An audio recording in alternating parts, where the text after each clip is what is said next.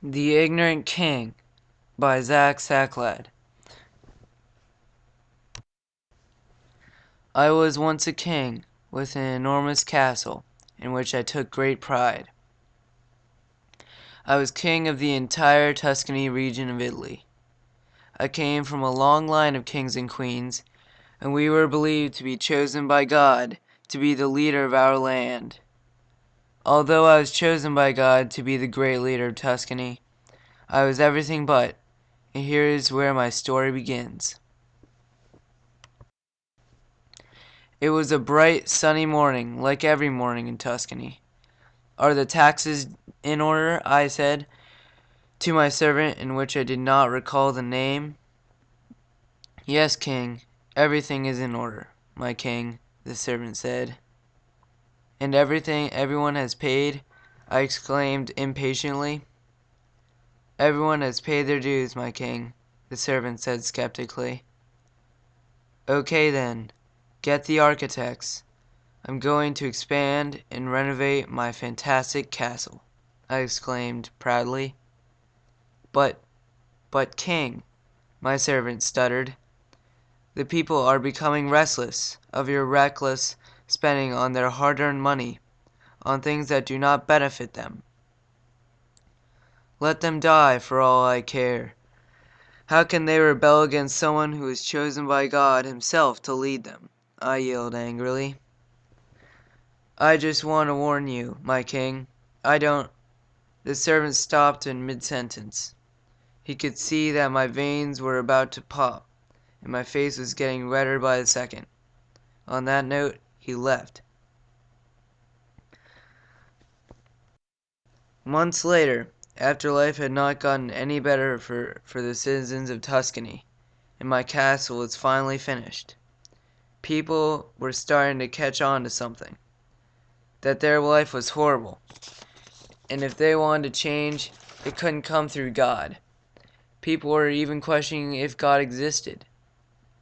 He hadn't done anything to help them, and the only person that was living well was the corrupt king that God had put in charge. People started to talk to one another about their new views about the world and the new question that had aroused, and decided to take action to make their lives better. All this happened without my consent, and I had no idea what was coming at me. People were rallying around and getting people to help rebel while I was beautifying my castle and picking daisies.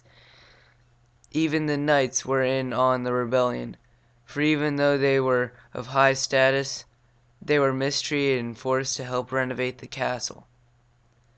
Then, many years later, the day came, and many of my people stormed toward my castle. I came outside to see what was happening, when one of my knights yelled to me, "You must leave at once, for you have caused havoc to everyone in your kingdom." "Is that what all of you are here for today?" I asked. Everyone started cheering. "Is this what you really want?" "I have been a loyal king that has been very fair. I come from a long line of kings and queens, and I was chosen by God," I said defensively. "All that has come out of your mouth is lies. The truth is quite the opposite, for you have been a corrupt leader who only cares about his castle, that has made everyone unhappy." Then I exclaimed, "As for the belief that you were chosen by God, we simply don't believe that you were chosen by God, if there even is one." "You no longer believe in God?" I asked surprisingly. "We do not believe that you were chosen by God," then I exclaimed impatiently. "Well, can I still have the castle?" I asked in despair.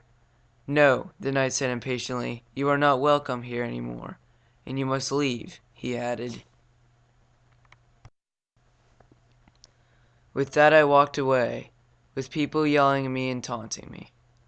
I left to live my nomadic life as a person that does not belong anywhere, and since I was apart from my castle, life had no meaning.